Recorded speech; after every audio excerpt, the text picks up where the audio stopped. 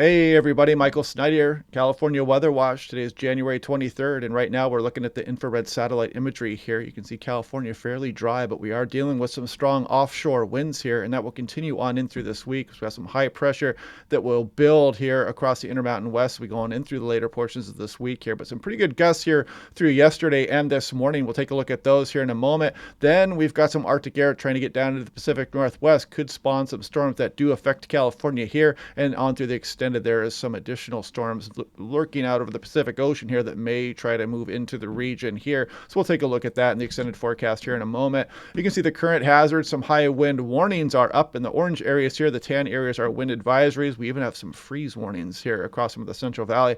But you can see the Santa Anas are still blowing here across some of the Southern California area there, especially the higher terrain and the gap areas, typically windy locations shown there. This is December, January rain, the record highest here up for 3 miles south of Honeydew, California. Check this out, 96 to 97, got over 100 inches of rain there, and we were the 8th highest here if you combine December and January, coming up almost 65 inches of rain. Pretty rainy location up there, but still very impressive precipitation amount since record began in 1980. This is National Weather Service Los Angeles.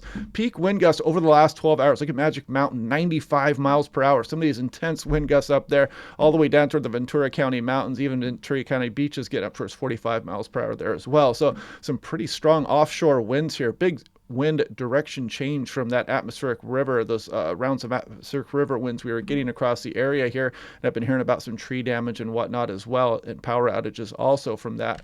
Now, taking a look here at coastal hazards, beach hazard statements all the way down through the Bay Area. This really could be extended all the way down the California coastline as well. You got the enhanced risk for sneaker waves. The king tides are out there. Some big swells moving down out of the north and northwest here. So heads up for that, mainly Monday afternoon through Tuesday night shown there. Now, maximum wind gusts, check this out there. So look at Saddleback 71, Hellhole 66, Colby Mountain 61. Some big gusts across the higher terrain there, and even the coastal range getting some big gusts. Again, these offshore winds, big wind direction change versus that atmospheric river setup we had there for the last few weeks. Now, this is what's been going on here. High pressure across the Intermountain West here is causing that strong gradient, bringing this offshore winds, and that's what causes the Santa Ana winds all the way down through California here. You can see as we go out through this week here, we wane a little bit and we pick it back up again. So you can see that high pressure start to build back down across the Intermountain West as we go on later through the week across here. You can see Utah, Nevada here building that high pressure and continuing these offshore winds across California shown there. Now we're going to start to take a look at the winds themselves here. This is at 925 millibars, about 2,500 feet. It shows the offshore component of these winds across central and northern California here and down through southern California there. Put that into motion. You can see we get a little bit of a break here as we go through Tuesday, but then they start to pick back up again here as we go through Wednesday afternoon on into Thursday here. Southern California, a little bit more of an easterly component across northern and central California there as well. So all the way through Thursday afternoon, you can see the winds are still going here down through Southern California. Now, this is looking at max 10-meter wind gusts, 10 meters, 33 feet off the surface. That's the official height measurement for surface winds there. So you're just kind of looking at wind gusts. You can see the big wind gusts that occurred over the higher terrain, Southern California, the Sierra Nevada here, some of the coastal range. And as we keep going on in through, you'll notice that they start picking up again at the very end of the run here, only 60 hours out. But we are going to remain windy, it looks like, especially across Southern California as we go on towards the end of the week coming here. No storms yet, but that's going to change here potentially as we go through this weekend. Now looking at that, this is yesterday's European control run here.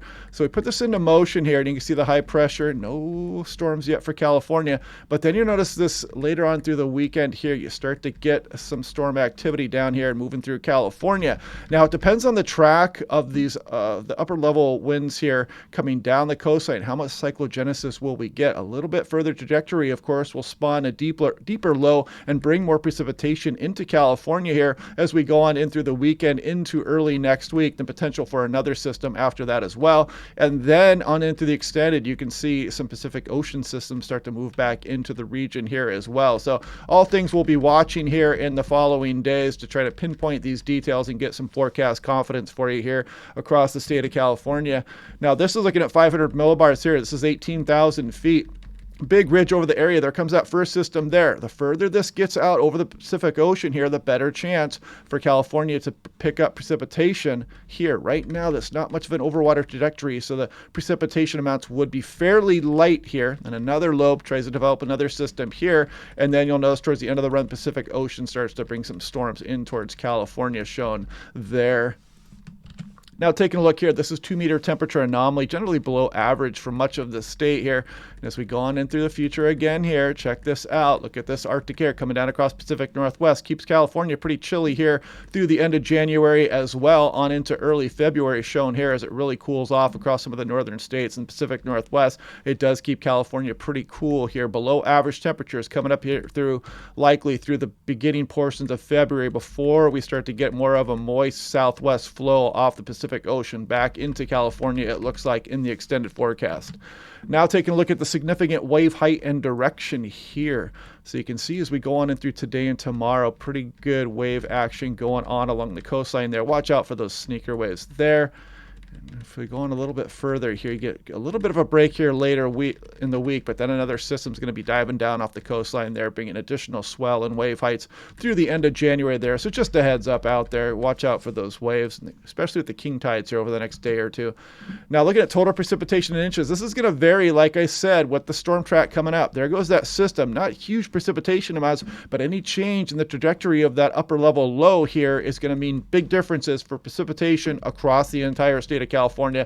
And then through the extended, you can see the Pacific Ocean storms maybe starting to return into California here as we go on into early February. This is San Francisco ensemble runs here. You can see a lot of hit and miss going on here. A lot of ensembles with nothing, but there are some bigger precipitation amounts kind of showing the uncertainty of that upper level low as it moves down the coastline of North America.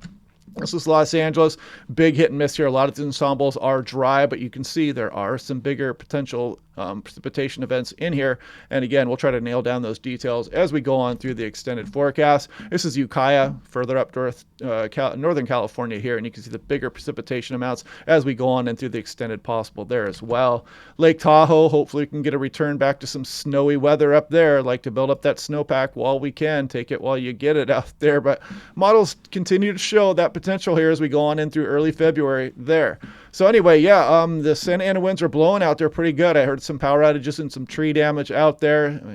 Big wind change from the atmospheric river winds coming out of the southwest and the south across the region here. So yeah, that's probably going to continue on through this week. And we'll watch this storm track as it comes down out of the northwest and tries to impact California here. And again, if that trajectory moves out of the ocean a little bit more, that storm's going to be a bit stronger and bring more precipitation into the region there. And then the possible return to Pacific storms there as we go on in through the 2-week period. So anyway, yeah, we'll just continue to watch that day by day. I may not do a video tomorrow depending on what the weather looks like here, because we do have a few days, it's just typical Santa Ana wind stuff going on right now.